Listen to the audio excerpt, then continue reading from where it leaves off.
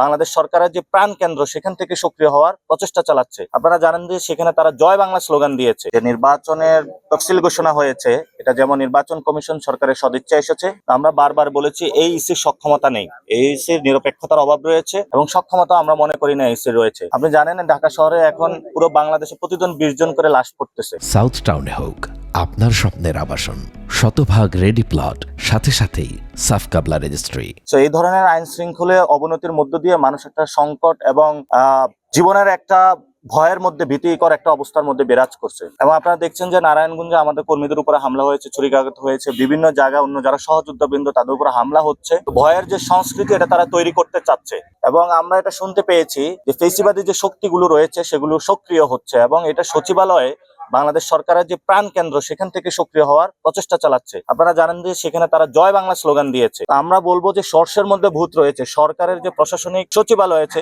সেখানেই যদি ফেসিবাদকে আমরা মুক্ত করতে পারি তাহলেই আওয়ামী লীগ বাংলাদেশে মাঠে নামার কখনো সাহস পাবে না। আমরা তাদের বিভিন্ন অনলাইনে শুনতে পেয়েছি তারা আমাদেরকে ধমক দিচ্ছে। আমরা তাদের উদ্দেশ্য বলবো, আমরা বিজয়ের মাসে মাঠে আছি এবং আমরা আমাদের নির্বাচনী ক্যাম্পেইন করব।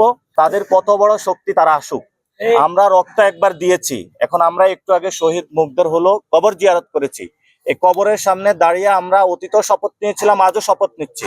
যতদিন এই শহীদদের বাংলাদেশে কবর থাকবে এবং আমরা জীবিত থাকব, ততদিন কোনো ফেসিবাদী শক্তি, কোনো টাকার পেশি শক্তি, কোনো ক্ষমতার পেশি শক্তি আমরা বাংলাদেশে বাস্তবায়ন হতে দেব না।